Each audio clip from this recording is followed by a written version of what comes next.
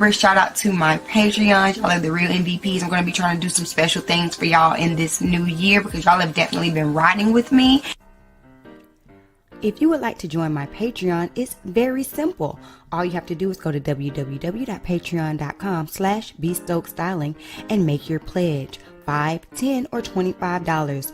Currently, I'm trying to get to 20 Patreons, you guys, so make sure you help me reach my goal by clicking the link down in my description box and joining my Patreon. You do not want to miss out on the early access to my videos.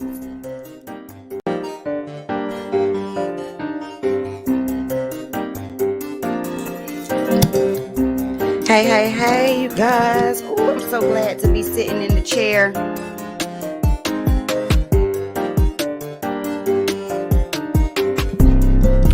All right, y'all, make sure that you are sharing this video out. We will be getting started in 2 minutes. I'm so excited to be back with y'all for finally the Friday.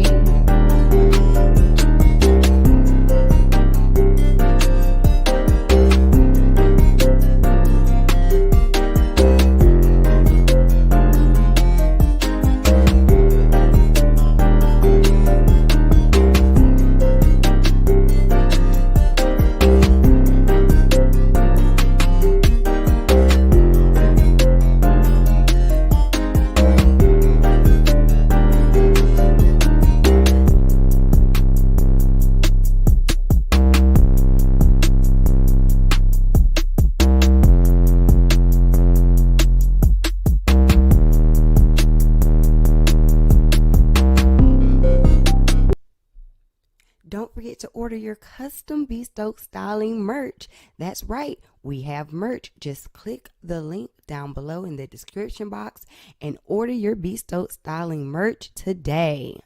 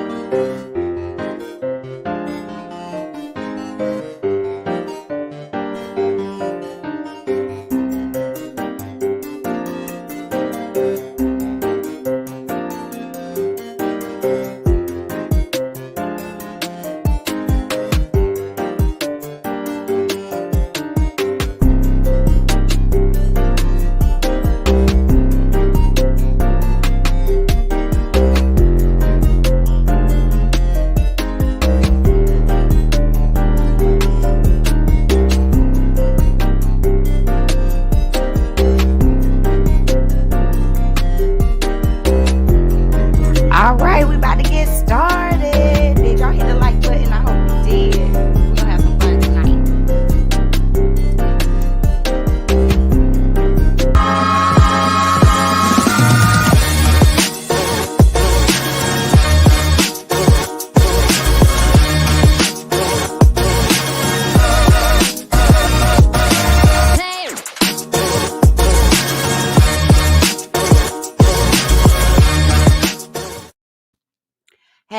Hey, welcome back to my channel. Ooh, we are in here, y'all. Happy New Year.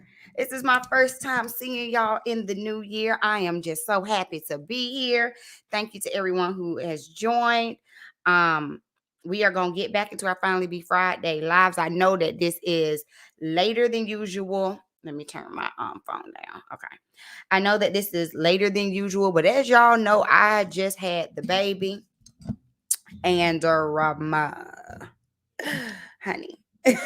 there is no way that I'll be able to do a live, wrangle a baby, and handle a toddler, all while my husband's at work, like during the time of our old lives. So we're gonna start doing our Friday lives a little bit later after we done got the boy put down, and then we're gonna be in here and we're gonna talk about some things.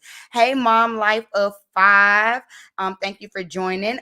Drop down, tell me what's your new name going to be. Y'all make sure y'all check out Mom Life of 5 if you are watching on the replay. She does budgeting videos, honey. She's going to get you to that coin in this new year. So y'all need to go ahead and make sure that you're checking her out.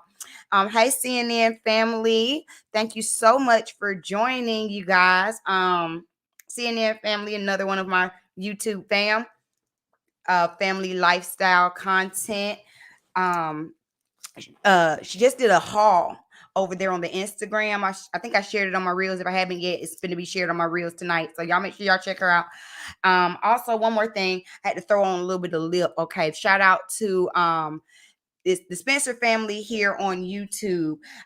She has Fallon Fabrini lipsticks, and this is one of her. This was her Valentine's Day edition from last year. So cute, and I just keep it in my drawer because, honey, anytime you get on camera, you don't want to be out here with the dry lips. Okay.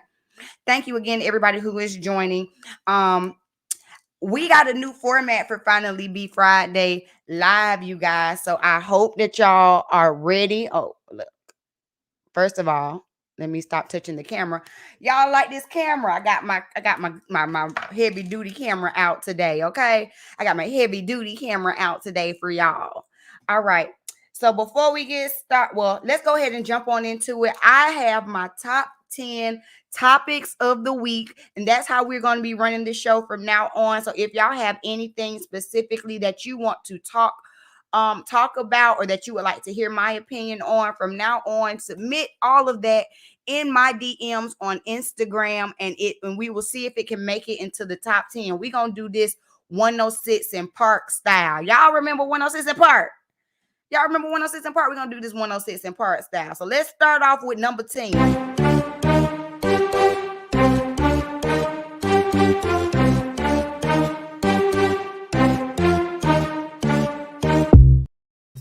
Hey, happy 2021, everybody.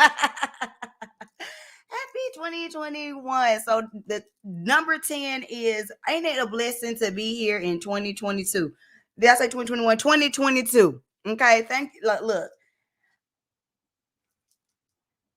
2022, we didn't make it. We didn't get to see Betty. Betty ain't made it, but you know, a lot of us did, despite everything going on, all of the sickness, the pandemics, the violence, everything. It's just a blessing that we made it here to see 2022. I did not do anything super special for the new year. Well, I did do something special. Let me not say I didn't do anything super special, because we did have some friends in town. Actually, we had y'all see him in the chat all the time, Boxing D Killer and Brittany Robinson, which are like our besties. They came, and my god baby came, and it was so nice because we got to see like Cairo playing around, because she's 3 and you know Cairo's 2. And it was fun to watch them play.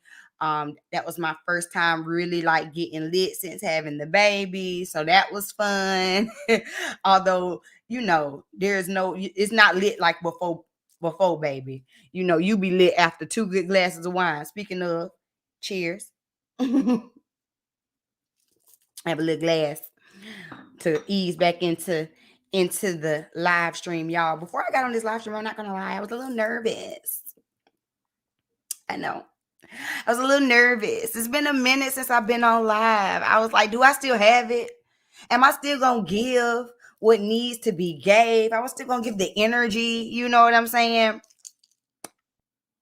I think I might still have it.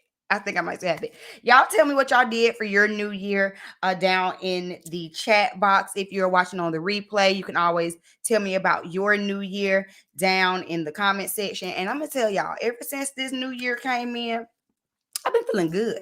I've been getting things accomplished. I've been getting things done off of my checklist. Things that I have been putting off have not been put off.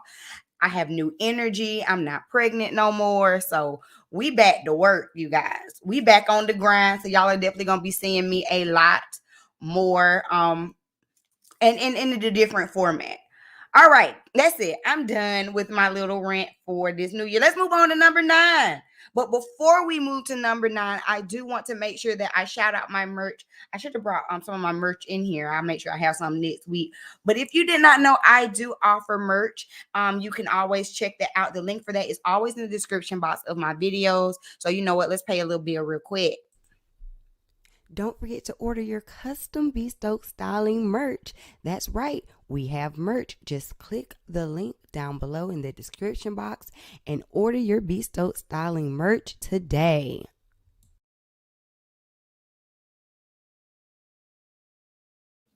Hey, Cocoa Butter Curls. Thank you for joining. Mom Life says, thank you for the shout out. It will be called Mama Five Budgets. Yes. We spent it with family, so it was fun. That's really, really nice. Love it. Okay.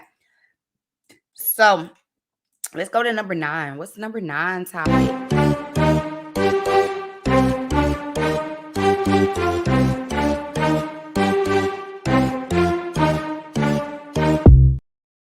Let's talk about Insecure, you guys.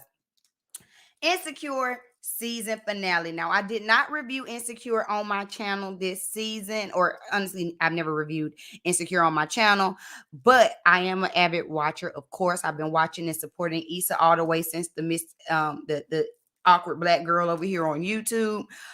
So this was very bittersweet for me, and I want to hear y'all's thoughts. First of all, if you watch Insecure, tell me your thoughts about it. Tell me what was your favorite episode. Tell me if you were disappointed. Tell me your thoughts down in the comments and chat box and all of that good stuff. Uh-oh, I already see Coco said I hated it. Oh my gosh, no. All right, y'all. So here's the thing. First of all, for Insecure, we normally only get like 8 episodes. So we got 10 episodes. So I'm like, okay, we got 10 episodes. We really gonna dive into this thing. And I'm not gonna lie, we could have condensed this season into a smooth 6. Somewhere in the middle of the season, it just kind of, I don't know. It's like we weren't getting everything that I feel like we've gotten in the past. And I know that they were doing a lot to try to wrap up different storylines, which was fine. As far as how everything ended, I was fine with it. I was super happy for Molly. I was like, yes, girl. Hold on, wait. Yes, Molly. Yes, Molly finds love. I was here for Molly finding love. I was not Team Lawrence. I wasn't Team Nathan either. I was really Team Issa. I wanted Issa to just be like boss on her own. Honey, realistically, shoot, she could have got with Crenshaw if you ask me, but he a little too flaky. But no, I was not Team Lawrence. But at the end of it, I was satisfied with them being back together, I guess. Let me tell y'all the episode for me though. That was, to me, it was the best episode out of the season, and that's only because it evoked so much emotion out of me. The episode, Lawrence's episode, where we're seeing the back and forth between him and Condolences, and that episode, y'all, that thing triggered me. Okay, that thing triggered me.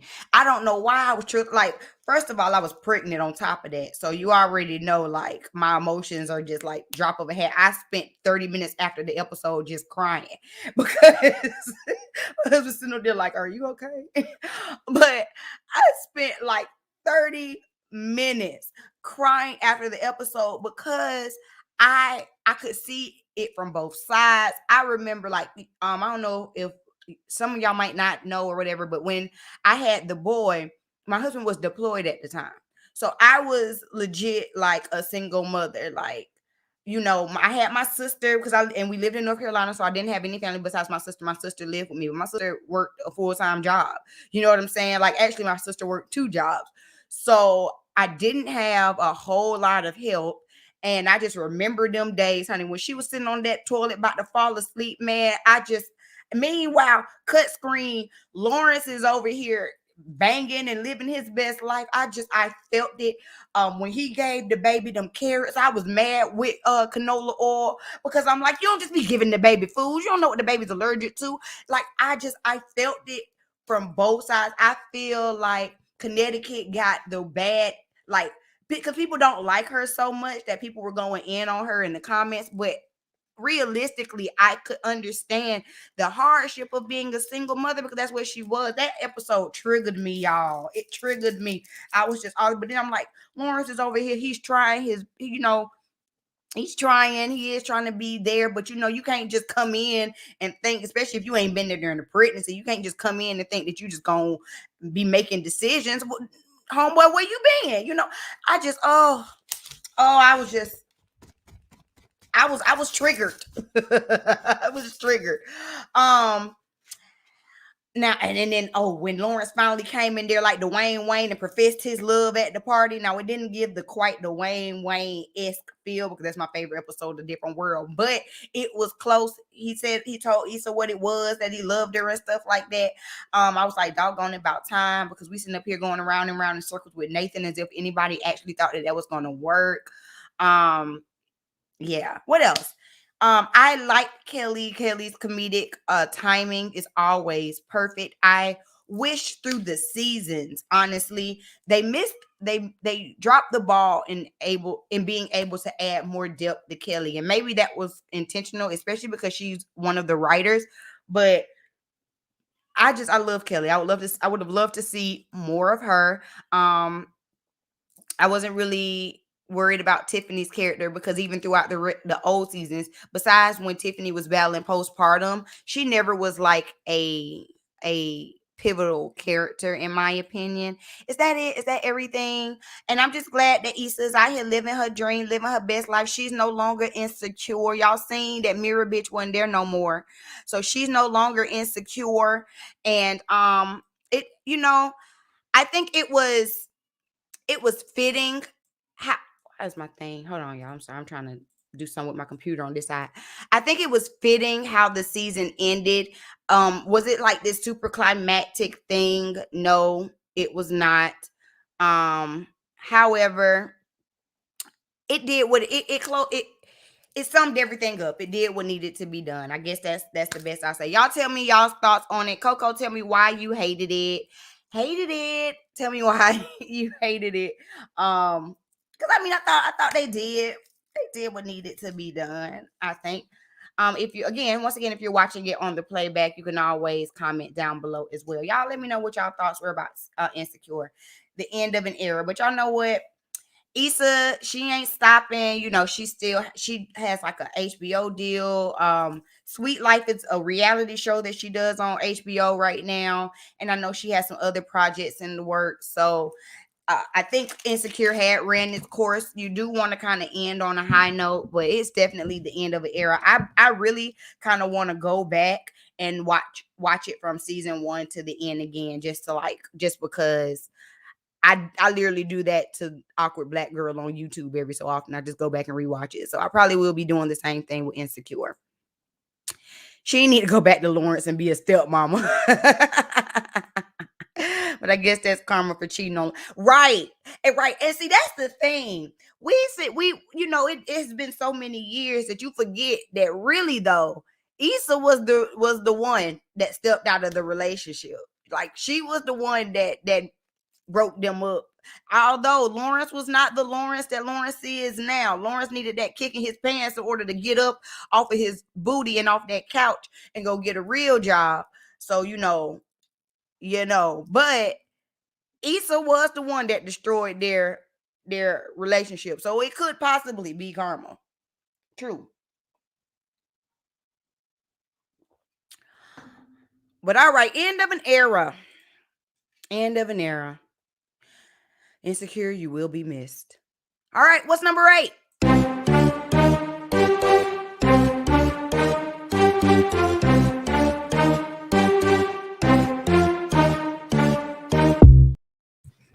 I'm gonna have to make that music a little longer, baby, because I be about ready to get into the beat when it stops. Okay, number 8 is a Patreon shout out, you guys. Shout out, first of all, to all of my Patreons. Y'all see the end screens at the end of the video, and my channel is able to be monetized, not just on the YouTube platform, but through Patreon because of those who have supported me. So I wanted to take the time in the first live stream of 2022 to give a special thank you to all of my Patreons. Right at the end of the year, we added a new Patreon, Thick Girl 40. Y'all see her in the chat all the time.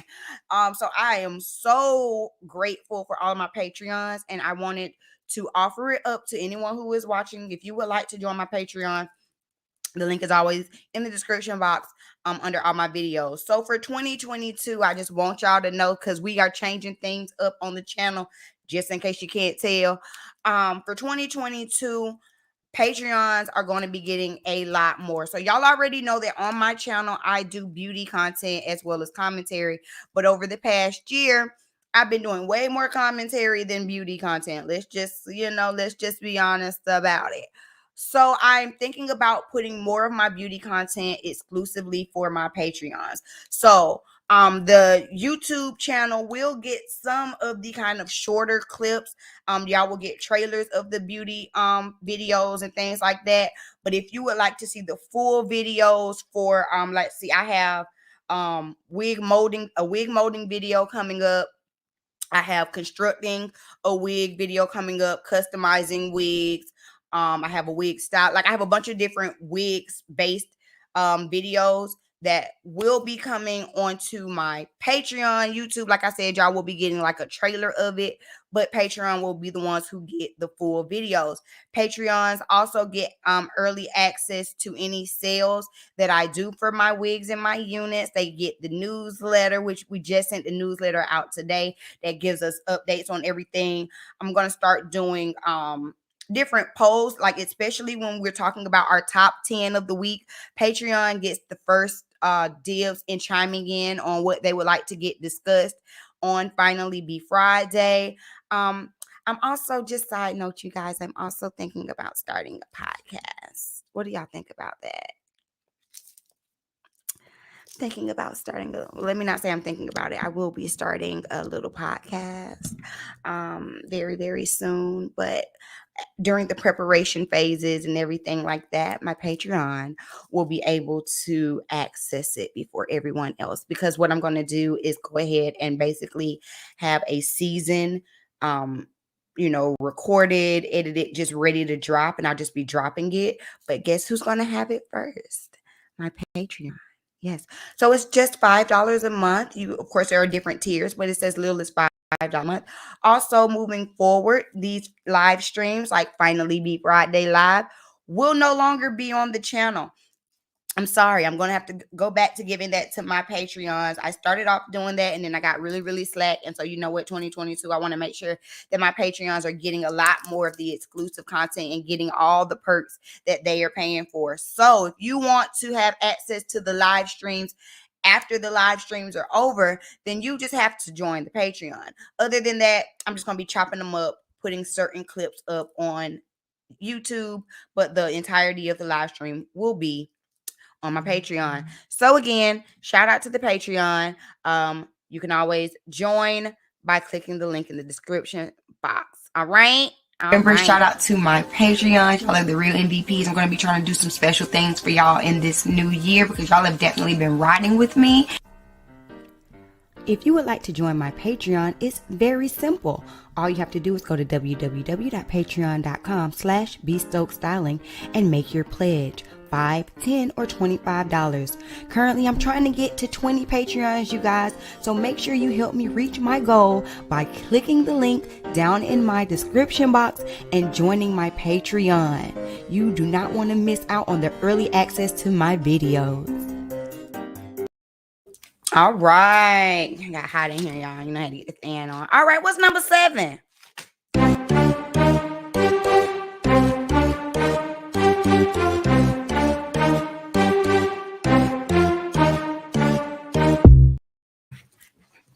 All right. Let's talk about Power.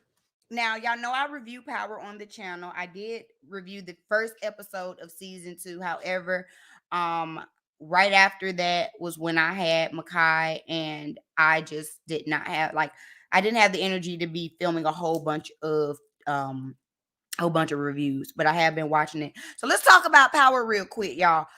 Ooh, Tariq, you in trouble. Where do we want to start? Where do I even want to start? First of all, let's talk about Zeke and how doggone stupid Zeke is. Hey, Sammy, thank you for joining. Let's talk about Zeke and how stupid he is. Zeke sit up there with the pluck face halfway through all of the episodes. So y'all seen that the detective, I don't remember the detective's name, but the detective that can't get right because I don't know what his problem is, was dead set on Zeke going down for the murder of Jamboree. Okay. And I like how they brought in baby Tate, Tate, the because their names is Tate on the show. I like how they brought in baby Tate to work on the case with this little investigator, because he is so like short-sighted. And I want to know what's the history between him and Carrie, because the way that he's moving on this case seems very personal and almost spiteful. Like he wants to blame Carrie. He wants to blame Zeke as if it's some type of get back to what happened in the past with Carrie. What I'm gonna tell y'all about Carrie is Carrie been throwing that cat round, okay? Every time a new person come across the screen, it seems like Carrie done had a run in with him. Is it me? Is it just me, or am I right or am I right? I'm Carrie. Side note too, that wig that they have her wearing for this season is beautiful. I love the curls. I love the big hair. I love the color. I love that. I was so in love with Carrie's hair that I started following her hairstylist on Instagram. Like, it's a beautiful wig. And I think it's a Hispanic guy that does it. Beautiful. Anyway, so Carrie done sat up here and convinced Lauren to wear a wire. And Lauren don't even know that she's setting up her boyfriend this whole time. Don't even know it. They got her thinking that she's trying to get information about Braden, baby Tommy. Y'all know I call him baby Tommy. Lauren thinking she finding information out about baby Tommy. Whole time they suspecting your whole boyfriend. It be the ones that you sleep with. Laid up in the bed. She finna be the reason your butt go down to jail. Tariq is slipping. Tariq is slipping. Let me tell you the first time, because Tariq been slipping. But let me tell you one of the first times I'm like, Tariq, you about as dumb as a boxer. You can't get the nickname Ghost if you keep getting caught. When he followed Kane, over to Mecca's house, and then he ends up getting beat up. I'm like, why did you get out the car? You got the address. What you thought you was going to do? Walk up to the door? Like, what was the point of you getting out of the car? That was stupid. Riding around in Lauren's car being a whole scrub, sitting up here getting beat up. What else? Braden want to be in these streets so bad that he don't even realize that he is the reason why his partner is in jail right now. Why you keep letting Kanan in this doggone dorm room? Did Kanan not leave you for dead on the streets last season? Did he not do that? But you know what? In all honesty, I think Kanan kind of likes Braden, baby Tommy. I think Kanan likes him a little bit, and he respects him, because one thing about it, even though Braden came from this super elite family, he want to be down with these streets, and he ain't scared. I like Braden, but he ain't smart. He ain't smart, which is why he baby Tommy. What else? What else? Monet and Mecca. Now, I'm gonna tell you what was the biggest shock for me, because I just knew Kane was not what's Lorenzo's son. I just knew Kane was not Lorenzo's son. But to find out that Zeke is actually Monet's son, I was like, well, doggone it. Well, doggone, like that was a shock to me, because I just knew that they was gonna tell us that Kane wasn't it. So that was definitely a shock to me. What y'all think about Mecca? Y'all? I be on these internet streets, and the women love seeing Mecca on the screen. What y'all think about Mecca? Is cutthroat, and he knows everything that's going on, and everybody is too dumb to realize that he is like over here being puppeteer. And what is Monet gonna do now that Lorenzo is home? And how did Lorenzo get out so quick? I have so many questions. Power comes back this weekend. I will be back reviewing it, because y'all, I enjoy Power. It's good. I enjoy it. So I'm going to be in here reviewing it when it comes back on Sunday. Y'all make sure that y'all check it out. Well, let me tell you, when I do the reviews, if it's a really good episode and I can't hold it, you'll get a standalone video. If not, it'll be somewhere in our top 10 topics of the week, I'm sure, because the season gives what needs to be gave. So if I don't give y'all a standalone video due to timing, or the episode might have been a little slow, you know what I'm saying? You can always come over to the channel on Fridays, because I know I'm gonna talk about it. Yes, Monet has a type. She definitely does have a type. Definitely has a type. All right, that was number 7. We moving on down. Let's see what's going on.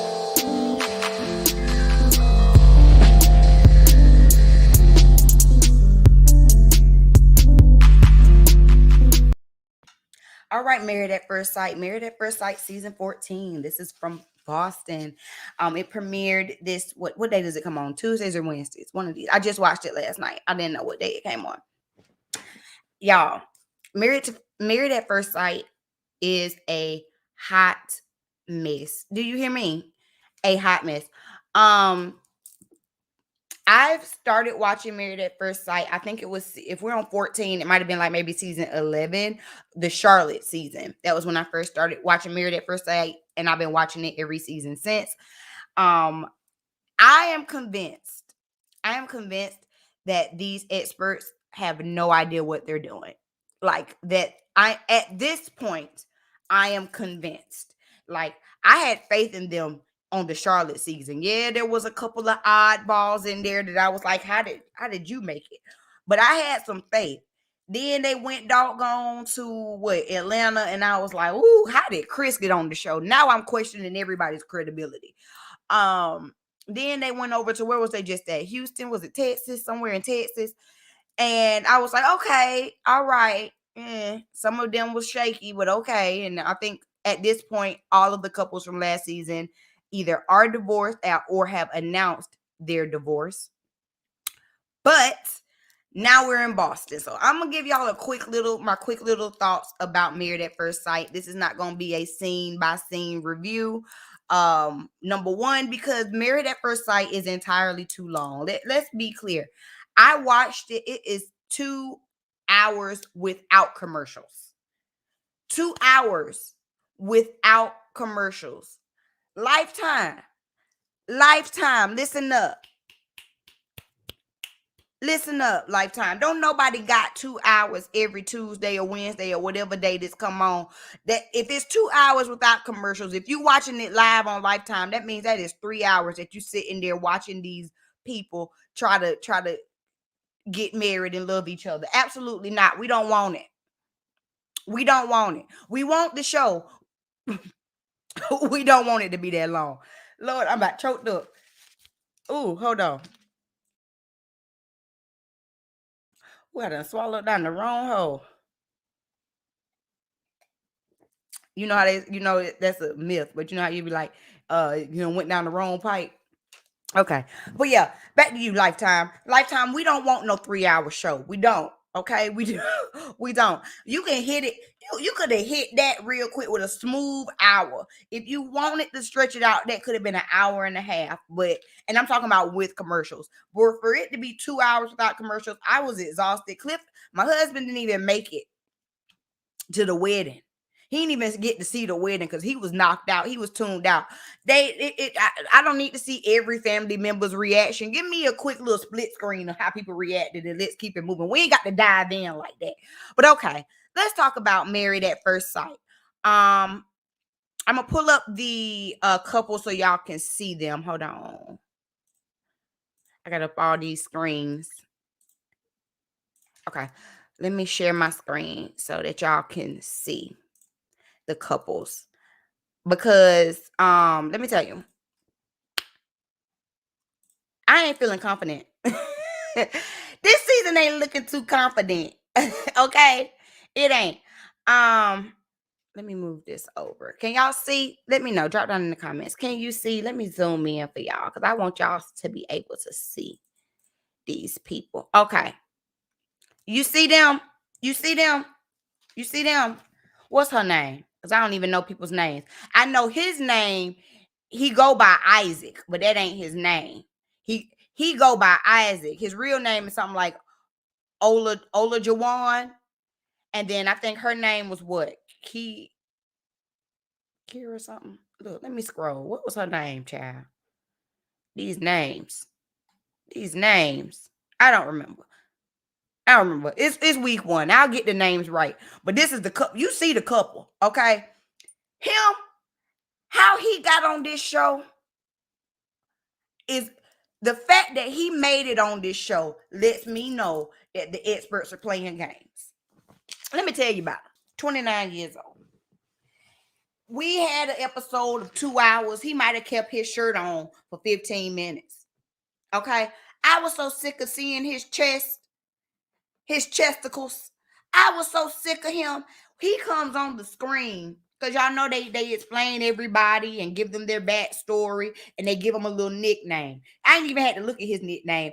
I saw him. I said, oh, he's an F-boy. I said, oh, this is what we doing. Oh, he's an F-boy. His little nickname is Ex-Playboy.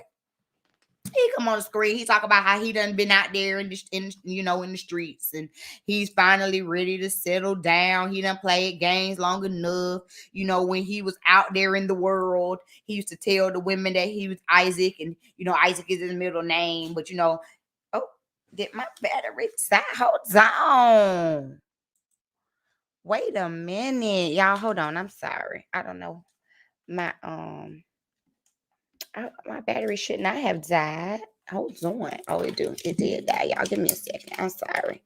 Y'all just enjoy the smooth sound of my voice right now.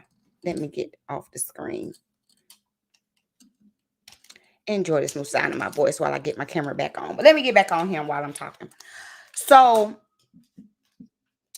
he says that he's ready to settle down and find love.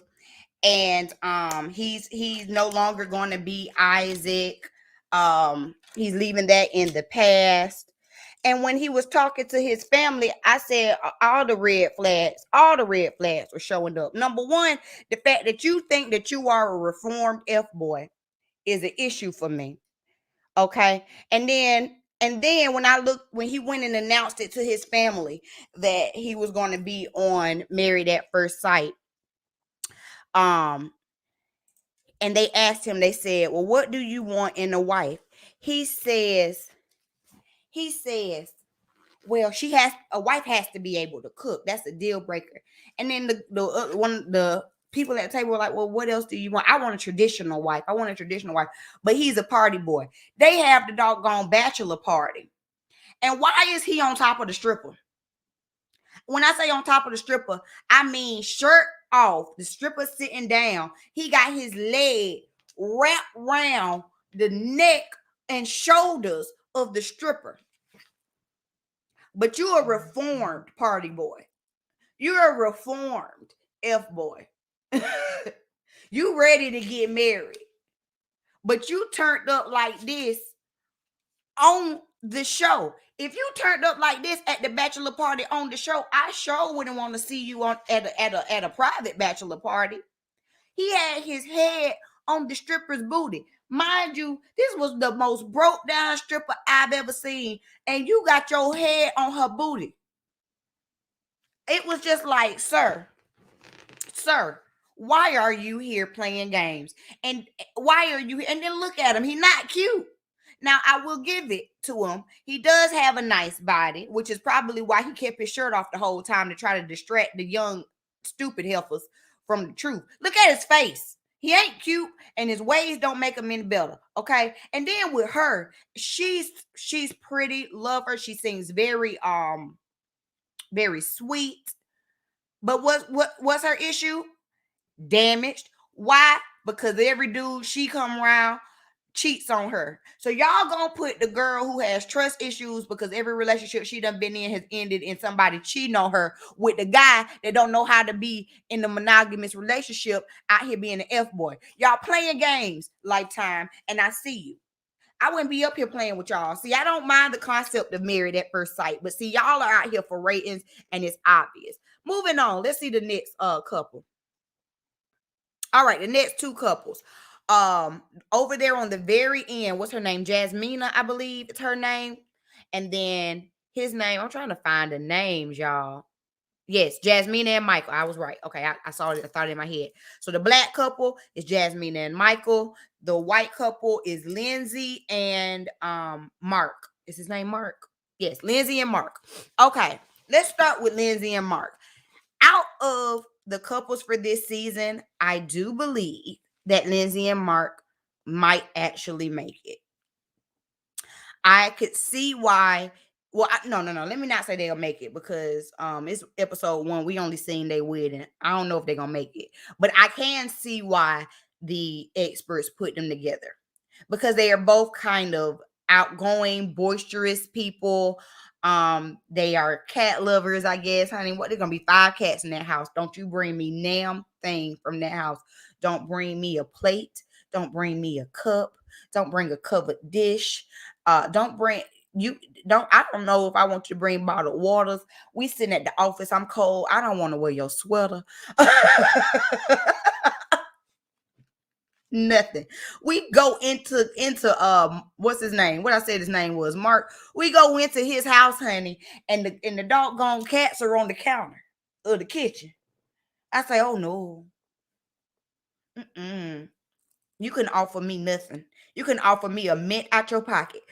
Thank you, but no thank you. But anyway, they seem like they are more compatible. However, Lindsay is a firecracker, okay? Lindsay has no filter. She's a drunkard.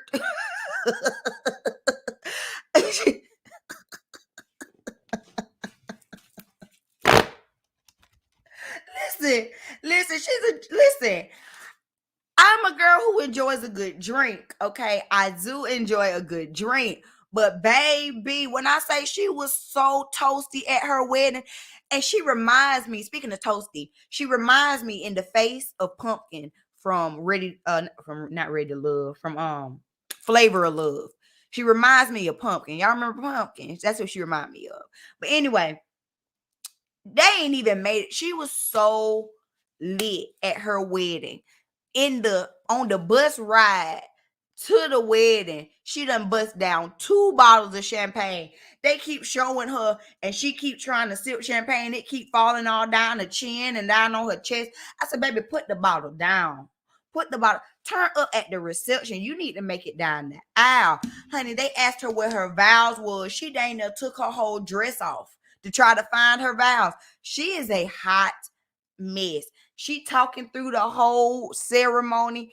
He was, trying to, you could tell he was trying to be optimistic, but also like, dang, like shut up so we can get through this thing. So I don't know. I could see how they got together, but I don't know if they're gonna stay together. Cause she's a firecracker. And then I say him. The thing about him is he seems like a nice guy. He has some issues with his mom. I think his dad passed away. His mom is in very poor health, so she wasn't able to make it to the wedding.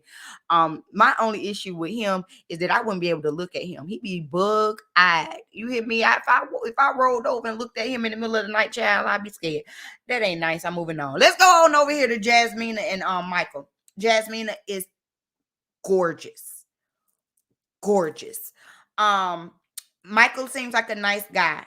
Why did they put them two together when they both have such deep trauma? Let me break it down. Because see, this don't make sense to me.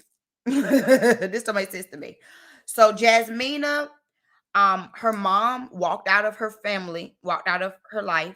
She said she was like 2. She was young. It was her and her sister. Her mom walked out. Her dad went on to get remarried. Then what happens?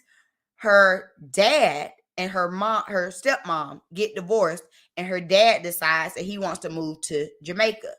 And so her dad leaves her with her stepmom, her and her sister with her stepmom, and her stepmom raised her. So she got abandonment issues 2 ways. Okay, she got abandonment issue 2 ways, and then on top of that, she talked about she needs a man that's going to be open and transparent. Then so they pair this woman who got abandonment issues and with somebody who she needs to be when she says she needs somebody to be transparent, with Michael. Michael, his father died at a young age. He said, I think he was young. His brother died. His mom died at the age of 20. And I think he lost a grandparent. All of these losses in his family, he is guarded. He is you could tell he is just very like he's a thinker. He's a maybe a catastrophizer. You could tell that like he's an analyzer. And he does not, he admits that he does not let his walls down or open up easily. So you put this person who has all of this trauma with this other person who has all this trauma, and now they're supposed to trauma bond together and be a happy whole family. That ain't how none of this works. Experts, was the pool this small? Because although I think Jasmina is beautiful, Michael seems like a really nice guy. He seems like he has a supportive family. I like the suit that he picked out for his wedding, all of that. But the big trauma issues that they have in their history, I don't want to see another Black couple blow up like the Black couples have blown up these last 2 seasons. I'm tired of watching it, and I'm not too confident. And one more thing about Jasmina. She seems so stoic. She seems so stoic, so stern. And I don't know. Like, you can't read her. You can tell that she's very guarded. So then you have her who's very guarded and him who's very guarded. I need to see them actually interact. I'm ready to see their wedding day and to see how they interact with each other. But based on their histories, the experts are playing games. Moving on. Where's my other couple? There's 2 other couples. Why they ain't got their pictures up here? Let me move this down. I'll find their pictures and pull them up. The next couple is Noy and what's his name? Noy and y'all, I'm terrible. I should have wrote their names down. But Noy and her man. Let me tell you while I find their pictures and stuff. So Noy, we didn't find out much about Noy and Steve. Okay. Noy, we didn't find out too much about her. Like, I wasn't really interested. Like I said, 2 hours. I kind of tuned out. The only thing that really stood out to me about Noy is she is a silent firecracker, and I bet you she used to date Black men. She's a Asian woman, very, very beautiful woman. She came into, you know how they had the women meet up and they had the women's bachelor party and stuff. So they had the first little meetup, right? And she's sitting back and she's trying to act all reserved. And they talking about, oh, would you sleep with your husband on the first night? And she just sitting back like, honey, they get to that doggone bachelorette party. Y'all done got a couple shots over there in Noy, baby. And Noy was up there like, ow, if my husband want to bust it open on the first night, I might can do it. Hey, you know what I'm saying? Yes. I like Noy. She's cute. Now, I don't know if Noy gonna like Steve because Steve is out here with no job. How? Again, experts, what are you doing? How are you going to expect this woman to get married at first sight to a man with no job? Now, it's one thing if we were together and then, you know, I know you, you know what I'm saying? I know you. We've been rocking and rolling for some years. We was together. And then, you know, you come on hard times and you lose your job. Okay, that's one thing. That's one thing.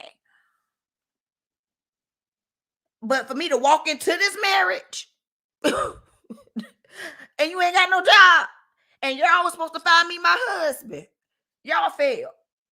Give me no. This is a breach of contract. This is clearly a breach of contract.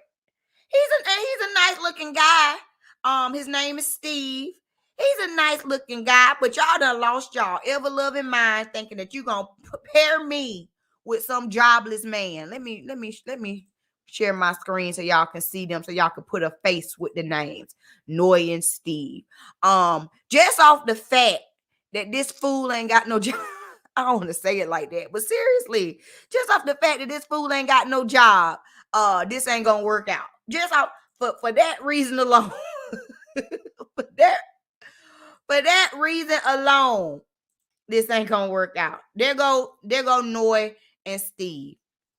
But Noy is cute. I like her. And then the last couple we had was Alyssa and Chris. Let me come on up here to Alyssa and Chris. This is Alyssa and Chris. Boring.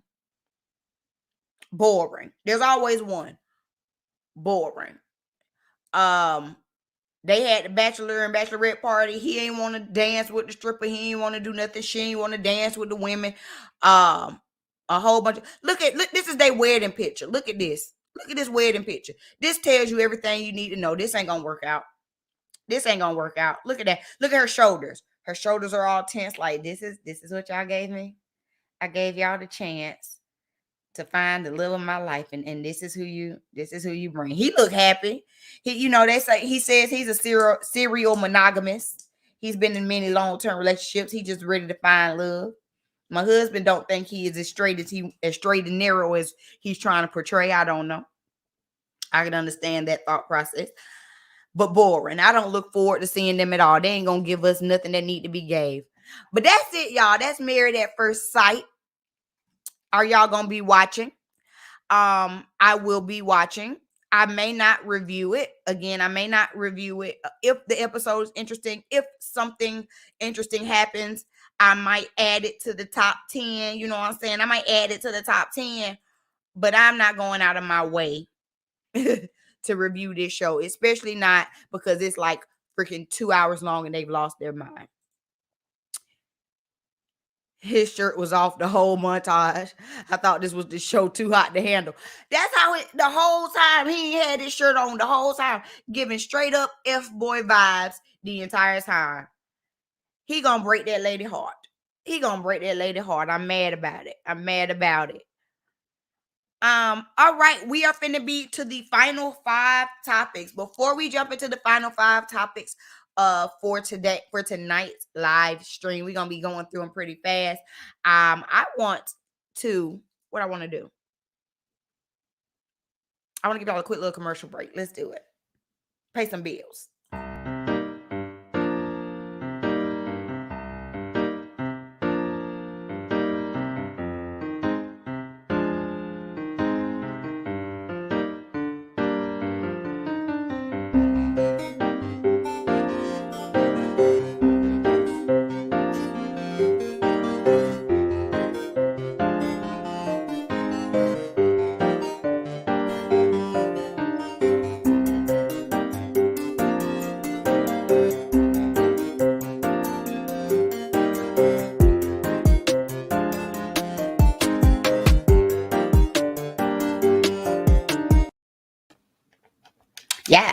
Yes, y'all enjoy that. Y'all enjoy looking at the Besto Styling Signature unit. Of course, if you want to order yourself a custom unit like those that were shown or the one that I'm wearing tonight, the link is always down in the description box.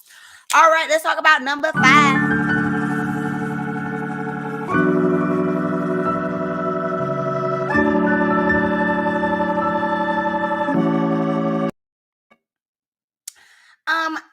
So I just wanted to tell y'all about a few other shows randomly that I know that I would not be watching. I mean, a few other things that I watched that are not necessarily shows. I won't be reviewing it, but I just wanted to kind of give my overall thoughts on it. Quick. Yearly Departed. That is a show. I believe it's on Amazon Prime. It's not a show. So, it's kind of like a show. It's on Amazon Prime, and basically they've done this. This is the second year they've done it. It's like a comedy special, basically, and they do like a funeral for the past year. This year, it was hosted by Yvonne Orji. And all I wanted to say about this, although they had a lot of comedians, it's all female comedians. A lot of them I did not know. Of course, I know Yvonne. They had Jane Fonda on it, and a few other comedians that I am not familiar with. But just off of the fact that Yvonne looked amazing, I think that it's worth y'all giving it a little bit of a view. Running it up just because Yvonne looked gorgeous and I love her. Another thing that I'm watching, y'all don't call me lame. But if you have a Netflix, The latest season of Cobra Kai has dropped. Cobra Kai has dropped, and me and my husband have been sitting up here and we binge watched it. Then I had fell asleep and he got a few episodes ahead of me, so I got to catch back up with him. But Cobra Kai is back, and I love Cobra Kai. For those of you who are like, girl, what are you talking about? What the heck is a Cobra Kai? You're speaking in tongues. Cobra Kai is a show. It's like a little TV show. It's about maybe 30 minutes long, 30-minute episodes. And it is a continuation of the Karate Kid. They have basically all of the original characters besides Mr. Miyagi, because he's gone. But they have quite a few of the original characters from the Karate Kid movies, the original Karate Kid movies, and they are now 30 years later teaching karate to these young kids. Man, these kids be out here scrapping. You hear me? Is real talk. They got little gangs, okay? That's what it really is. Real talk, they just like little gangs that be sitting here fighting each other. But man, that little show is so good to me. And I have never watched the original Karate Kid. Don't come for my neck. I have never watched the original Karate Kid. Now, my movie used to be the next Karate Kid with Hilary Swank. Y'all remember that one? Now, that one was my movie. But the original Karate Kid, I did not watch it. But you can watch the show, and you ain't got to watch the original movie. Shoot, they throw in clips from the original movie. You know what's going on. It is a good little show. Good,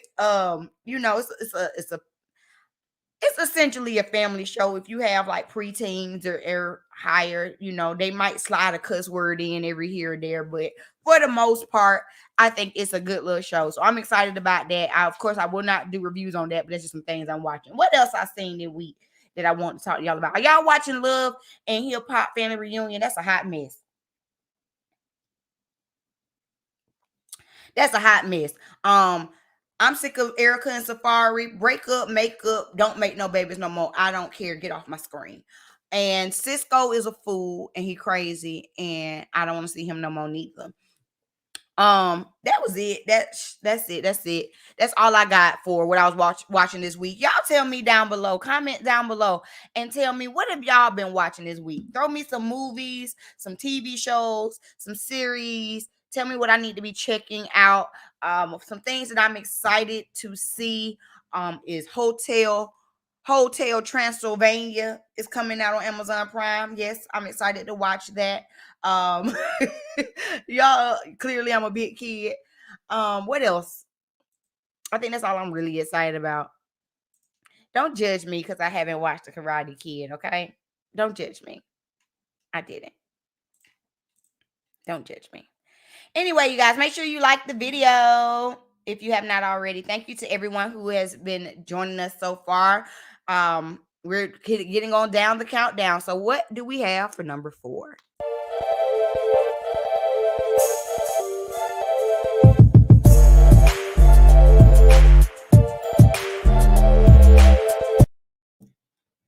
All right. Quick announcement for number 4, yoga and lifestyle. I will be officially doing, for those of you who do not know, last year during the pregnancy, I did get certified as a yoga instructor. So on my backup channel, I will be putting up some yoga content as well as some lifestyle content. If you are interested in that type of content, then please check out my backup channel. Normally I go live on my main channel and my backup channel at the same time, but I'm going to stop doing that. And that channel is going to transition more to yoga and lifestyle. So if that type of stuff interests you, please make sure that you are following my backup channel. I'm going to go ahead and, as a matter of fact, let me drop the link down in the chat for those of you who did not know about my backup channel, and you want to check it out. I'm going to put the link down here in the chat. And also, if you would like to take a virtual yoga class, make sure you go over to my website, www.bstokestyling.com, and sign up for our email list so that you can be notified once I start offering my virtual classes. Virtual classes should be starting by the end of the month. So if you want to take any type of virtual yoga or virtual dance classes, feel free to go over to my website, sign up for the email, or you can email me personally at contact us at bestokesstyling.com. All of this information is in the chat box right now, and it will also, it's always in the description box. That's what I'm trying to say. Hold on. I'm trying to put the contact us. Okay. I'm trying to put email in as well. So all of that information is always in the description box. Or like I said, it's in the chat right now. If that type of stuff interests you, please hit me up, because that's going to be what the backup channel is for. I hope y'all enjoy it. I'm going to be all up in my yoga bag, especially because I got to get my body back. I got to get my body back.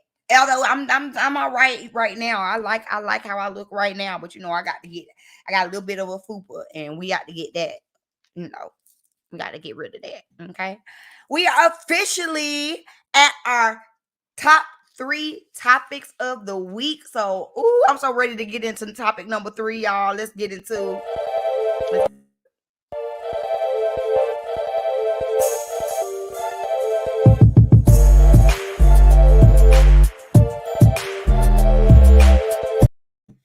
All right, I got notes. I got notes for the Sistas season 4 premiere. Okay, I'm not gonna give it to you scene by scene, but y'all, let's talk about it. First things first, Tyler, you been listening. I like to see it, because this season we had good dialogue. We weren't sitting up here repeating the same thing over and over again with a whole bunch of dead space. The storylines were moving. I was like, Tyler Perry, did you hire some writers? Clearly he did. Okay. So the doggone premiere opens up.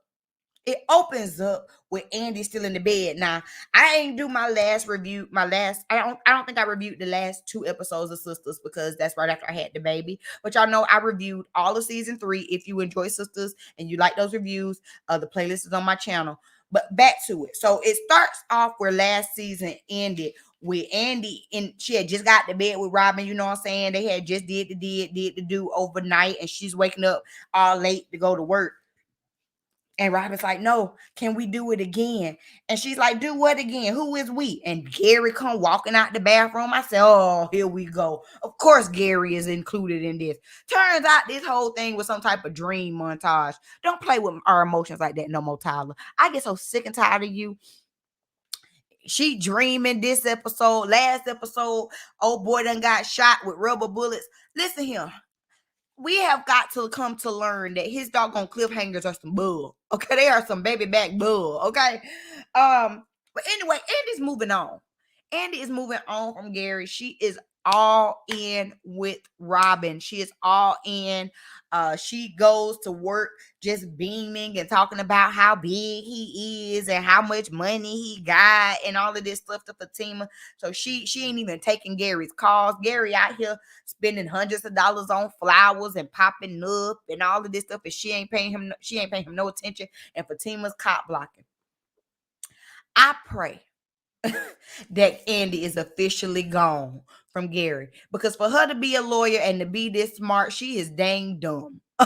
Okay, she is dang dumb messing around with Gary. But what I will say is, after the season finale of season 3 and how everything went down, although last season I was here for her and Robin getting together, this season I'm more skeptical. Now I'm like, okay, what kind of foolishness is gonna happen this season? He over here talking about he owned the company. Does he own the company? Does he really have any money?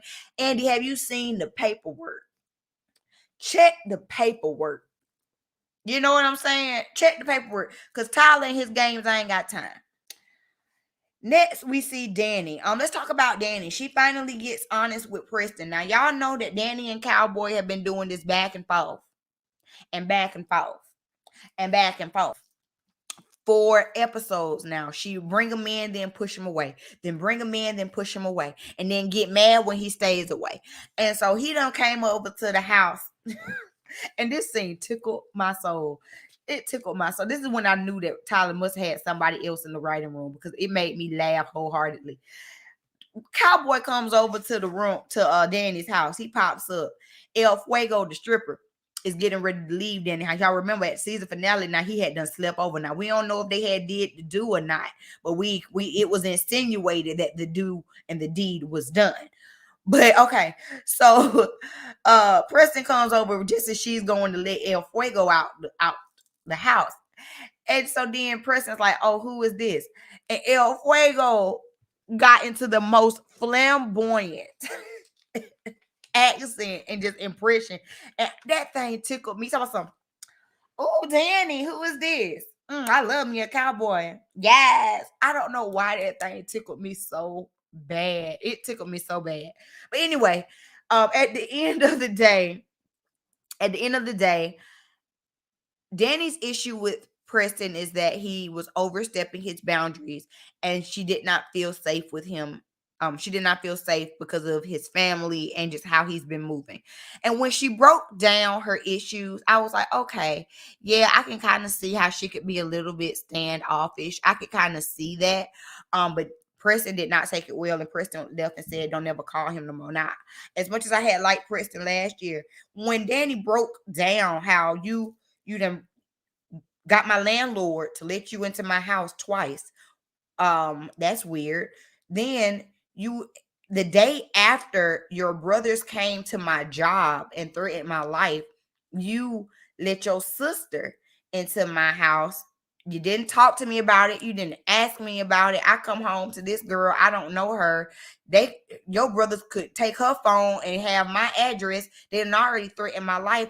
I don't even feel comfortable in my own home. And instead of Cowboy Rodeo, instead of him hearing the concern, he goes and says, oh, you just want to be with the butt liquor and the guy that just left. You just want to be with new guys and I'm crapping your style. Like, don't get me wrong, I get it. I'm sure he feels some type of way. Like every time you come over to her house, she letting a dude out the house. I mean, yeah, that's trifling.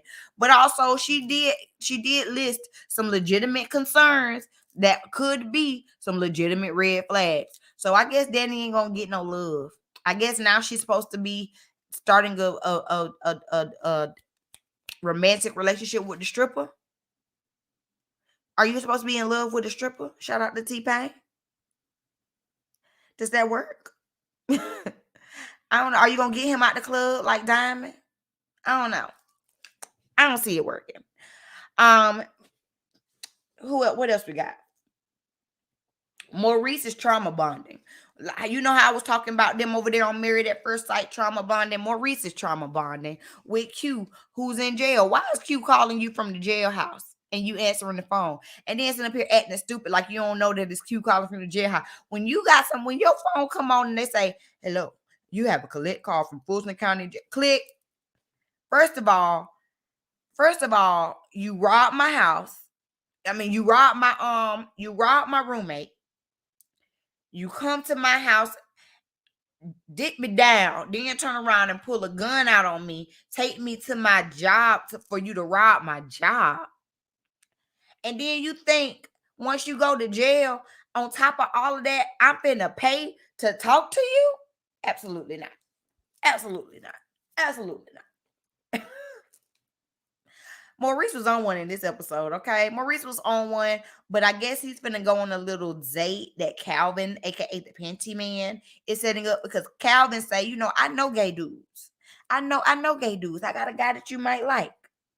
So I want Maurice to find real love, and I don't want him to trauma bond with Q from the prison house. I don't. Q gonna ask him, when I get out, can I stay with you? Stay with who? You better stay close to the cross because you ain't coming crying here. Okay, absolutely not. Absolutely not. And the last thing, y'all, this was what made the doggone season premiere good, y'all. So y'all remember, let me take a sip. Okay, you remember last season, we already talked about how Hayden done been on our nerves. Okay, Hayden done been on our nerves. Not Andy always giving up buns. Just to Robin. and to Gary, and to that one guy that was like the janitor's grandson, whatever. Anyway, back to it. So Hayden done been on our nerves, and y'all remember at the season finale last season, Fatima done she done got into it with Hayden. She had them brass knuckles and she hit him, and then he was like, he went to hitting on her. Then once he hit her, she called the goons. She called the goons, and the goons jump in the car and beat him up. Y'all, Fatima done caught a body. Y'all. She came in there. First of all, when I watched the episode and she beat up Hayden and she was in that all white dress, I said, yes, you be in all white and not a piece of blood on you. But there was some blood on her. We seen a little piece of blood on her sleeve. Now she threw Andy off the scent and said it was a little bit of fruit juice. But then she turned around, had blood on the sleeve, and these goons done killed Hayden in the parking lot of their job.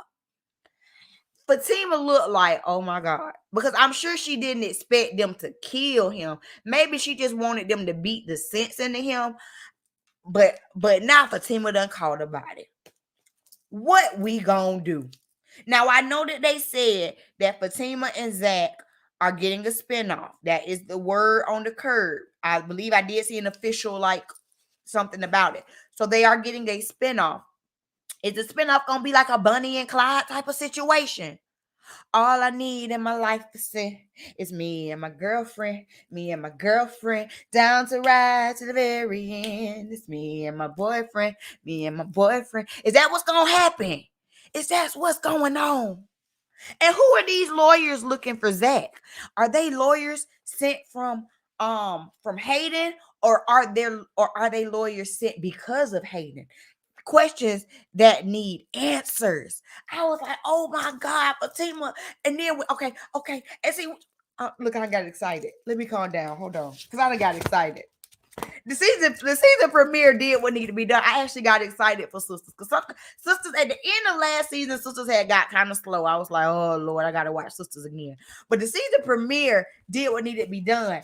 And see, when Gary came up there to see Andy and Fatima wouldn't let him in, and Fatima said, I would throw myself down these stairs and then you will catch the case. We knew Fatima. We been knew Fatima was crazy. But I was like, okay, so she gonna do something like that with Hayden. Like, she gonna make it seem like Hayden hit her and then, or something, But for him to be dead, I'm like, dang, that's crazy. How y'all gonna get out of that? Mind you, am I mad that Hayden's gone? Nope. Not even a little bit. He needed to go. He had to go. You couldn't stay. you did it to yourself. You signed your own certificate. Hey, Mighty Soul. She says, OMG, that surprised me. Girl, my jaw was to the floor. You hear me?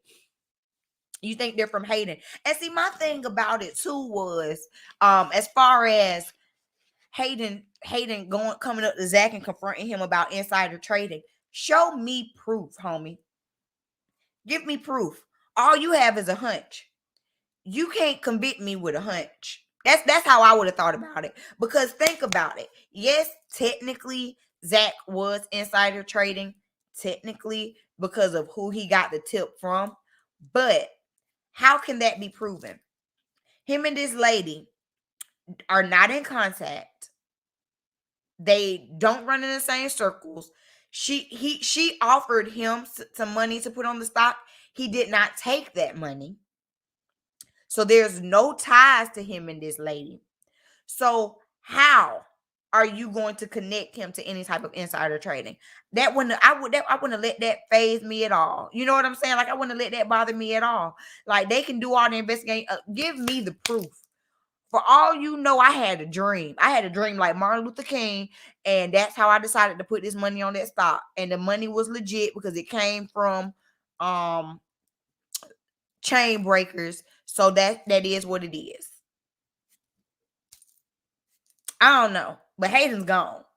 Ding dong, the elf is dead. Sistas, Season 4 premiere did what needs to be done. Y'all might be getting individual reviews on Sistas because Sistas actually does really well on my channel. And if it's giving like it needs to give, y'all might be getting individual reviews on that because that show be giving. Okay. Let's get to number 2.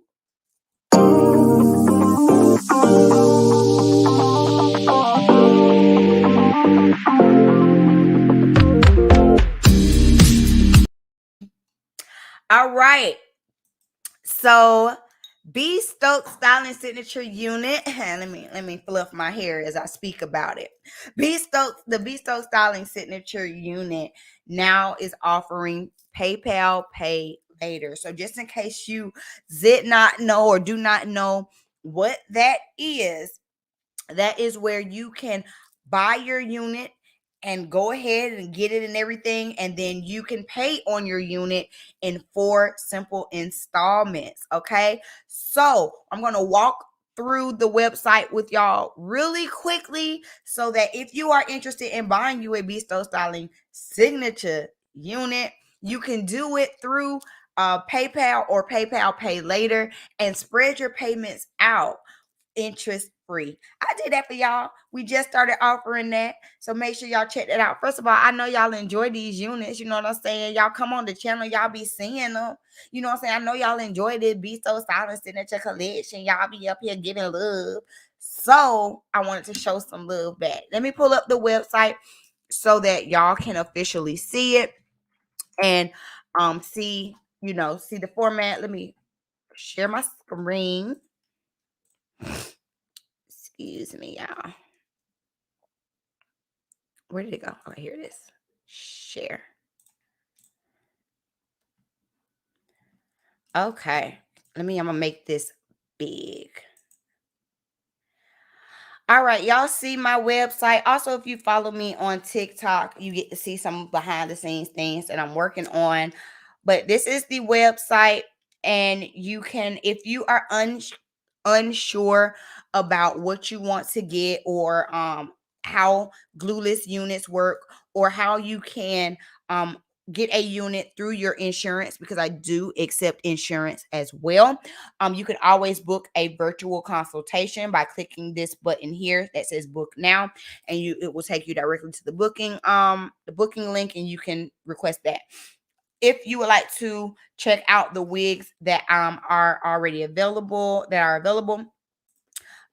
you just click that button. It'll take you right here to the page that has all of our previous wigs. Mind you, each of these wigs was custom made, so you will be getting a replica of the wig that is pictured, because I make each wig specifically for my client.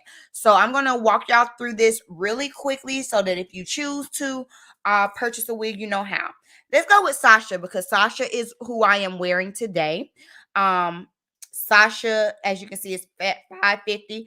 If you want to just go ahead and purchase Sasha, you can press the PayPal button, or you can you can press the Pay Later button. Let's add Sasha to the cart.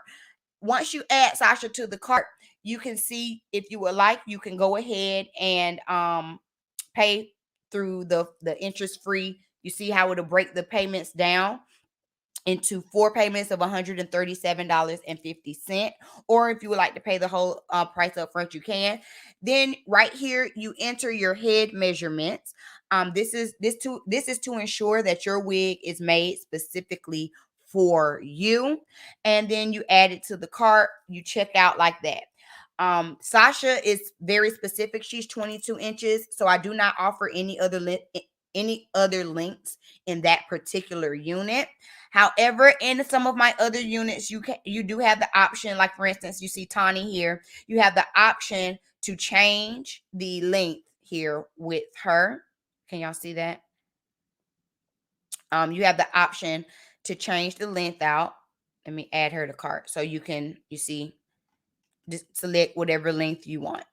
Again, you still have to put in your head measurements, and then from there you can add her to the cart. So yes, The Bespoke Styling Signature Unit is officially offering PayPal, pay later. Y'all go check out the website. If you are on the website and you don't see a wig that you want, but you do have an idea of a wig that you want, there is also a button to create a custom order, and you can just create a custom order. Tell me exactly what you want. You can insert a picture. Let me pull it up for y'all so you can see. So straight from the home page, y'all see we're on the home page. Straight from the home page, if you scroll all the way down, you can give me your name, your email, your phone number, and tell me about the unit that you want. I will reach out to you. We will book a consultation. I'll get all the information needed to create the unit that you're looking for. You'll get your price. I'll be able to send you everything over, and we can make it happen for you. So if y'all are interested in changing up anything, this is the perfect time. If you go ahead and order your unit now, you'll be able to get it before Valentine's Day. So you can get your Valentine's Day slay together. Go ahead and order that now. I'm just excited that I'm making things easier for my customers. Remember that all of my wigs are custom made to fit you. I also, again, accept insurance. If you suffer from medical grade hair loss, all you have to do is get a prescription from your dermatologist for a cranial prosthesis.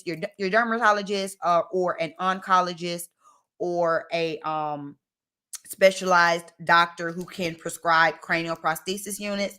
I also am a VA vendor. So if you are a veteran, or if you know a veteran that suffers from medical grade hair loss, whether that's due to alopecia, cancer, lupus, PTSD, thyroid disease, I am able to create a unit for them, and the VA will pay for that unit.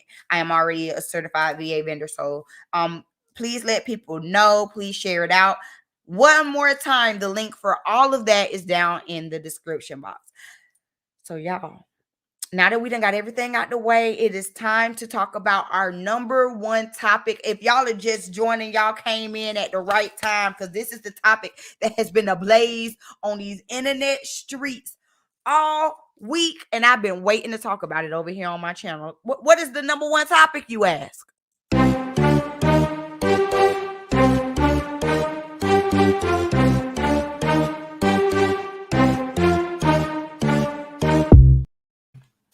Who watched the interview? Who watched the interview? Somebody tell me who watched the interview. Get down in the comments. Let's talk, y'all. I got notes. Before I even give y'all my thoughts, I want to give a shout out to some of the people that I've been watching their commentary on the interview. First of all, shout out to Tasha K for getting this interview with Coleslaw, aka Arionne Curry, aka the mistress side chick to Martell Hope from Love and Marriage Huntsville. Shout out to Tasha K for getting this interview. I think she did a great job. The production on it, first of all, if y'all don't know, the production on it was beautiful. They had multi-cams and everything. I tried to do my multi-cam setup for today's live stream. It didn't go great. Maybe next week we'll have it. Fingers crossed. Anyway, so shout out to Tasha K. Some more content creators over here on the YouTube that I want to give a shout out to before I get started, who gave wonderful commentary on this interview. We have Brandy Chanel. She is a smaller YouTube channel. I actually have recently shared her on my channel because when I gave birth, I was unable to come and give y'all my review for Love and Marriage Huntsville. But honey, I watched her review, and she said what I was thinking. So I shared her on my community tab. You can search her name. It's BrandyChanell, Brandy Chanel, or you can just check her out on my community tab because I already have her shared out. Shout out to Bondi Blue, of course, because she gave great commentary. Scotty by Nature. We're actually going to check. As a matter of fact, while I'm talking about Scotty by Nature, I was in his live after the interview, and Tasha K dropped it to his live, and I want y'all to watch Scotty's reaction because it gave me joy. It gave me joy to watch his reaction. It gave me joy. You were still fucking with him. You were still fucking with him. So yeah, so you knew. Y'all, shout out to my mind is gone because Tasha K was in my chat. Like she was in my chat, my little ass chat, First of all, Scotty has been on YouTube. my chat. So shout out Hold on. to Let Tasha me K. let me mute it. Scotty has been on YouTube for 10 years. He just reached 28,000 subs. So the joy on his face was just so great to me. Hold on. Too. Let me see. There it is. I want y'all to see. Let me get up and run real quick. Let me get up and run. Let me get up and run real quick. Let me get up and run. He done took a victory lap, y'all. I said, go ahead, Let me Scotty. get up and run. Let me get up and run. She was in my chat. Tasha K is in my goddamn chat. This is my day. This that made my goddamn day. Tasha K that made it in my chat. I did not know. But yes, so shout out to Scotty by Nature because first of all, when he got up and ran around the screen, that thing had tickled me so. So shout out to Scotty by Nature. Shout out to Jamie. That's me. She had a great conversation about the interview afterward. Um, as a matter of fact, let's check out Jamie's commentary. I actually went over on Jamie's channel and gave some of my thoughts on the interview. So let's watch that clip really quickly. Let's watch it. What's going on? Can you hear me? Yep. Can you hear me? Yeah, I can hear you. Give me 1 second. Let me get some stuff off the screen so that you'll be able to be seen, even if it is your pretty image. That is fine. Thank you. Okay, perfect. All right, I can hear you. I'm happy. So let's go. What are your thoughts, honey? What are your thoughts? Oh, I have so many thoughts. I jumped in live right on time. Just finished. Okay. I took notes and everything. Oh, good. So the first thing I wanted to talk about was Arionne taking accountability for her actions in the affair. She did start the interview off saying, I take accountability. Now I'm coming in here, first of all, because I'm going to come in hot. First of all, I'm going to tell the chat, I have talked about Arionne on my channel. Thank you so much, Jamie, for letting me be on your channel. Oh, of course. And so I have a lot of thoughts because this is the first time that we have heard Arionne speak other than them roundabout circular ass lives she does on her IG. Tasha was getting to the questions. Tasha was digging in, and I'm not mad at it. So when she started, Arionne took accountability, which I appreciate. However, when Tasha was pushing for an apology, I saw her not wanting to give an apology. I was like, oh God, is Tasha finna call Melody? Lord, that's gonna be a mess. But I see it from, I'm not saying I see it from both sides. What I'm saying is I saw someone who, if you say that you take accountability, why is it also hard for you to apologize for your part in it? Does that make sense? A lot of sense. Yep, sure do. So that to me was like, okay. And this is another thing. Tasha kept saying, oh, she's so credible. And don't get me wrong, she may be credible. I don't know. But if I am judging your credibility, that's two things for me that does not add up. That's all I'm saying.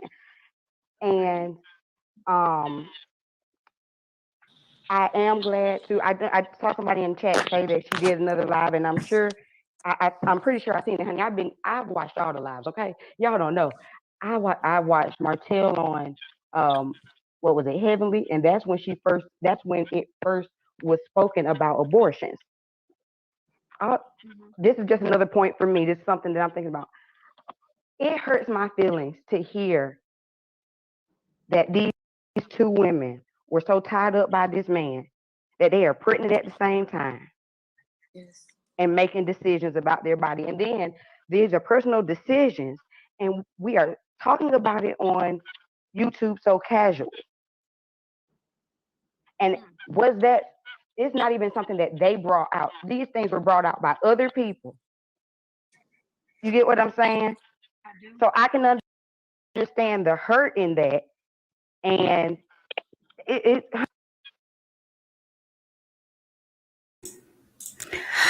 All right, so that was a little clip of me over there on Jamie That's Me's channel. I'm sorry, let me fix my camera. So first of all, shout out to Jamie for even allowing me to be on her channel and talk my junk, child. I had so many thoughts. I couldn't even talk about everything that I want to talk about because, honey, I didn't want to monopolize her chat. But we over here now, and so now I can give the rest of my thoughts, honey, especially after watching all of these videos over YouTube. The Jaded Nerd, Scared of Beautiful, Giving You the Real Tea, Ashley Miller. Shout out to all of these other YouTubers who have talked about it. I have listened. I have turned around and rewatched it because the very first time I watched the interview, I didn't actually watch the interview. I was cleaning my kitchen, so I had to turn around and watch it because I had to look at her. I had to look at her mannerisms because when I was watching everybody else's lives and they were talking about the 2-parent household thing, when she said 2-parent household and she said that her mom and her dad weren't together, because I was listening to it and wasn't watching it, I was like, oh, well, maybe she means that like it was her mom and her stepdad. Maybe it wasn't her mom and her biological dad, but it was like her mom and her stepdad. No, when I watched it and saw that she went 2-parent household. 2-parent household. What, ma'am? So, but y'all, that interview was a mess. That interview done sent the internet streets ablaze. Tasha K came out here and she understood the assignment. Y'all, there is a poll down in the chat right now because this whole conversation it got me to thinking. So the first thing I did was post on my Instagram, is there a difference between the side chick and the mistress? Because Tasha kept hollering about how there was a how Arionne was not a mistress. She was not a side chick. She was a mistress, as if that is something different, better, or something. Like, I don't know. So y'all answer the question down below. Is there a difference between a side chick and a mistress? That's the first thing I want to know. But this thing had done got me to thinking. Because y'all know Sister Scissors say, how you want me when you say you got a girl? That's what Sister Scissors say. How you want me when you say you got a girl? Arionne sitting up there talking about he pursued me. Nobody pursues a married man. He pursued me. Listen up, Arionne, because I'm sure that song was speaking to you, baby. Honey, this side chick culture, we have seen it evolve. And I'm not even gonna say evolve. I'm gonna say we've seen it transform into a culture with rules and standards that determine your status, not only in wealth but in importance. So, like, you have the main piece, the side piece, the mistress, but a piece is still not the whole. So why are we happy with having a piece? Why is a piece enough? Why would you want to be a piece? I'm confusion. I'm confusion. Don't get me wrong. I mean, we've seen this behavior. This behavior didn't start with Arionne. We've seen this behavior with Betty Wright, cleanup woman. And Betty Wright, not to be confused with Betty White. Speaking of Betty White, shout out to Betty White.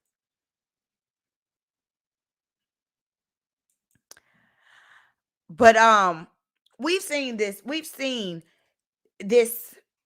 culture for forever. But now there has become a hierarchy, I would say, when it comes to how it feels to be the side chick or the mistress. And for some reason, by Tasha saying that Arionne is the mistress, it's like giving her some type of validity, or is used to make her feel better for the situation that she put herself in. So I asked the question to my community. Okay, and I'm gonna read y'all some of the answers from my Instagram because I wanted to know, because what my thought process is that there is no difference. Okay, originally, my thought process was that there is no difference, honey. A side chick, a mistress, you're all the same. You're all, you know, you're all not the wife. I don't know. Like, what is there some other importance? I don't know. So let me read y'all some of the explanations. I was trying to pull it up on the screen. Can I pull it up on the screen? I want to pull my comments up. Okay, here we go. So these are some comments from my Instagram. Again, make sure y'all are following me over there on Instagram. Link is in my bio. All right. So VW Huff says, I guess it's like saying baby daddy or father. Whatever the difference is, we are making them relevant. And one thing about it, I ain't trying to make them relevant, but I'm trying to get some understanding. I'm trying to get some understanding at how is it being called the mistress is better. Someone else said Thea's bunch. Thank you. One of my YouTube fam says, I think the side piece is someone they see every now and again, but the mistress is their so-called main away from wife or girlfriend, someone they see all the time, someone they talk to all the time. For me, it don't, she says, for me, why would you have a main? That's what makes no sense, which I can understand and I agree with. I don't understand how you got a main. Shouldn't your main be your wife? Okay. I love Nikki J says, in my opinion, the terms are the same. I do feel that a mistress is someone the wife is aware of and tolerates, but bottom line, one does not sound better than the other. They mean the same thing. And so if we're going by that definition, then Arionne definitely was a mistress because Melody was aware of her and had been aware of her for a few years. Let them tell it. So I wrote down what I thought, what from the different videos that I've been watching that was trying to explain it. I wrote down what the difference is from a side chick to the mistress from my understanding. So when you think of a side chick, you think of a single man, and by single I mean unmarried. A unmarried man, okay? He may have a girlfriend. He may have a long-term baby mama that he keep messing with, you know what I'm saying? But he is not legally bound to anyone. They are stereotypically young. They get tricked off, meaning, you know what I'm saying? What you finna give me? What you gonna give me? You know, let me get a little bag. Let me get a little shoe. Let me get a little trip. Okay, let me get a little something. Also, the side chick is not exclusive to this man. Okay, the side chick, she out here, you know, she dipping it and doing it. She living her best life. She living her best life. She's not tied down to anyone in particular. And also the side chick may be unaware of, if let's say if you were to consider, if there was a married man, if she was messing with a married man, she would be a side chick if she was unaware that the man is married, because they be out here lying. So to me, this is what constitutes a side chick. Insert toxic, because all of this is toxic. The whole conversation is toxic, but I'm breaking it down for y'all. I want to break it down from what I'm understanding. If y'all agree, let me know down in the comment section if y'all are agreeing with my assessment so far. Because this is I've gathered notes, and this is what I've gathered. Now, a mistress deals with a married man, and she's a kept woman. See, a mistress is paid for her silence. Okay. It's not tricking off. See, there's a difference between tricking off and then being kept. Okay. Tricking off is a trip. Tricking off is a bag. Being kept is rent. It's mortgage. It's car notes. You know, it's bills. bills. Okay, that's being a kept woman. A mistress has rules. A mistress is supposed to have rules. What are the rules, you ask? First of all, the mistress. Oh Lord, I hit my camera. Y'all don't look at my door. Don't look at my door. The mistress knows not to talk to the wife. The mistress knows her place and chooses to stay in that place. I'll call you when I'm free. Isn't that what Arionne said? Isn't that what Arionne said? Martell told her, if I don't talk to you, then we won't talk. I'll call you when I'm free. You are on my beck and call. Okay.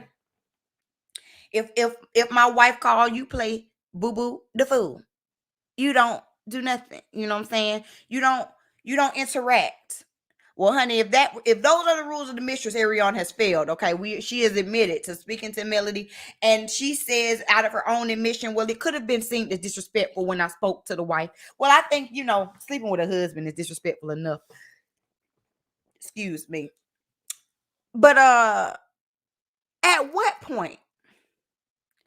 At what point is the wife and the mistress like sister wives? That's just my question. Because when I think about, and I'm not saying that Arionne and Melody were sister wives, but the scenario looks kind of familiar, and it just kind of made me think. I mean, think about Peter, Amina, Tara, like, it's giving real sister wives energy. I know about you, you know about me. I'm gonna get pregnant. Oh, I'm gonna get pregnant because I'm gonna have the last baby. Oh no, you thought you had the last baby. No, I'm gonna have the last baby. To me, that gives real sister wives energy. I'm just saying, in my opinion, when both women choose to knowingly sleep with a cheating man without protection and get pregnant repeatedly, I feel like you've stepped into sister wife territory then. you done hopped over mistress territory. You done hopped over a wife, and you become a sister wife at that point. Y'all tell me what you think. And I don't want to speak on the outcomes of these various pregnancies, specifically between Arionne and Melody, because honestly, I think that whole conversation about their pregnancies and oh, my camera done died on me again. That whole conversation about their pregnancies, and their personal decisions around abortion is very distasteful. And I dislike how they keep throwing that up to discredit Melody, or throwing it up to talk about Arionne. Mind you, Arionne did spill tea, because we did know that she was pregnant one time before this last baby, but we didn't know she had been pregnant by Martell 3 times. After 3 times of being pregnant by this man, like, you're doing it on purpose. At this point, you're doing it on purpose. But anyway, and then while we talking about these abortions and things like that, the person who brought it out was Martell, and just the fact that Martell brought it out, you feel me? Y'all see how I feel about it. But anyway, Tasha K did something in her interview that is telling of the mindset of many people out there. She kept referring to Arionne as the mistress. Not you don't let anybody call you a side chick. You definitely weren't a side chick. You were the mistress. As if that was better. And it ain't make no sense to me. So you got the wife, who is at the top of this hierarchy. And then you have the mistress. So she right up under the wife. But you don't want to be a side chick. And God forbid you be a one-night stand. Or maybe you just, like, I don't know, deal with a guy that ain't messing with nobody. I don't know. What's disheartening to me is that the fact that Tasha K called her a mistress over a side chick was seen as a compliment. Why are women getting validation from being a main piece when you still out here sharing your man? I don't know about y'all, but I'm greedy, okay? And if I had to share my man with the next woman, that's a problem. I don't want it. And those are problems I don't choose to have in my life. I'm just saying. Arionne did that whole interview, but at the end of the day, she made a choice to stay up and live in dysfunction and ultimately in humiliation, because that's all that's come from this situation. She knowingly, willingly, and boldly took the mistress path. And I want people to understand that it's not worth it. And I mean, it ain't worth it to me. I mean, it might have been, maybe in her eyes, it was worth it at the time. She was taken care of. You know, they talked about how she was a single mother and Martell took good care of her. But look at everything that has happened since then. Look at all the things that you have lost since then. You have lost your credibility. You have lost your opportunity to be a nurse. You have lost your opportunity to be trusted. Um, you know, was that worth it, Arionne? That's just my question. I got a quick story time for y'all, because when this story came out, it made me think, because and I'm gonna say this one thing that is one thing that I have noticed when I was watching all of the different YouTubers that I shouted out earlier. Again, I enjoyed the live streams. I enjoyed the conversations. However, y'all know how I like to give you my howevers. However, I don't think that people were really acknowledging Arionne's mindset as a 20-something-year-old and how easy it is to fall into that type of trap. Okay. Story time. I was 21, fresh out of college, living in Atlanta, and got I was out at a Super Bowl party, met this guy. Me and my girlfriend met this guy. Me and the guy hit it off. So he turns around, we exchange numbers. He turns around, asks me on a date. Well, okay, I go on a date with him. Date's going great. Okay, I'm doing all of this, the typical date one questions.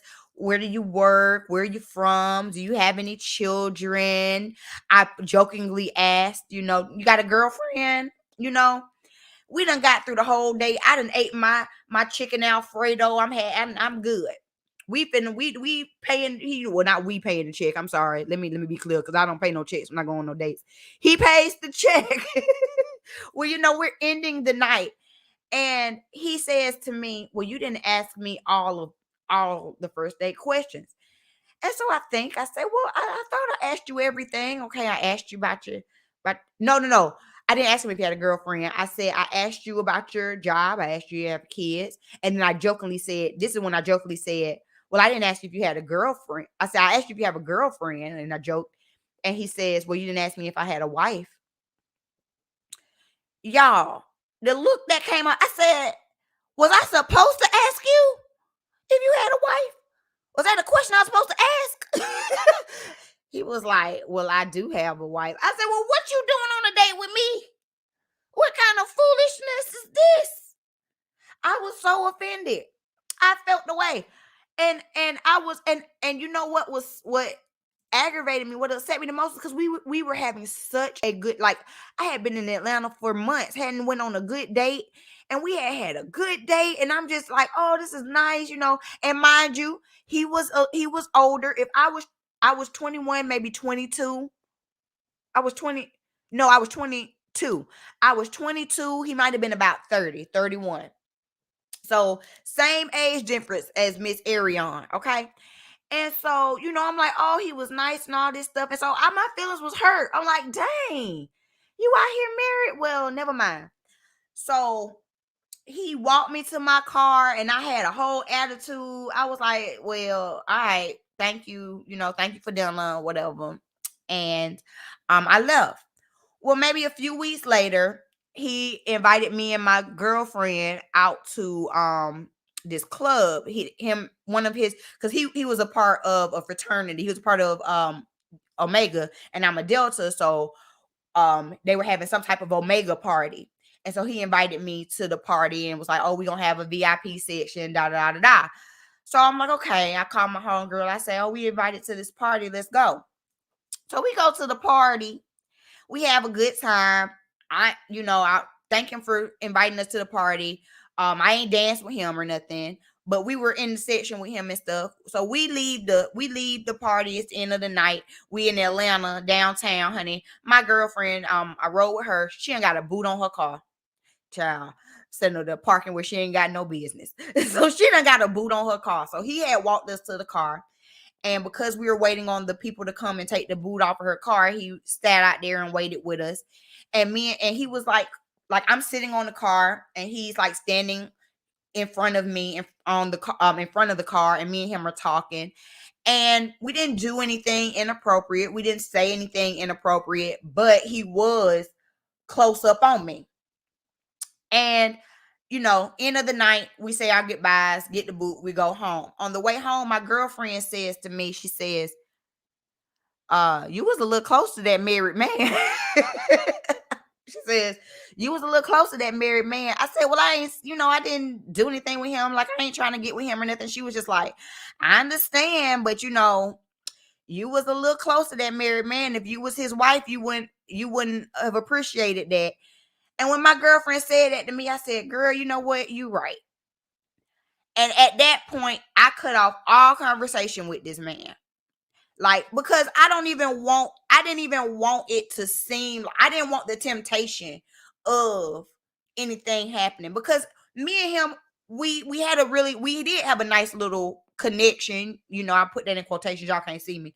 I put it in quotations. We had a nice connection. We had an attraction to each other, I'll say.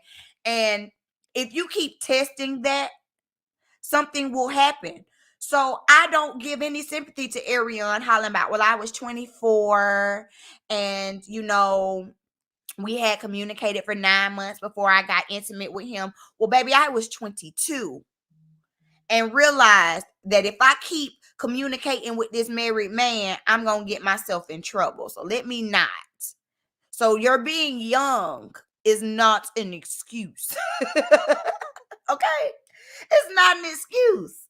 Because before you got intimate with that man, you knew he was married. Which means you should have picked up your bag and hit the door. Okay? That's all. I say all of that to say I ain't got no, I ain't got. I say all of that to say that I could have been Arionne had I not made the conscious decision to cut off all ties with this man. And baby, if it's hard to cut off ties, you better learn how to block. Okay, you better learn how to build a wall full of blocks. Okay, cut them off, block them. But you want it to be in that. Y'all tell me, what are your thoughts? What is the difference between the hierarchical levels in this game?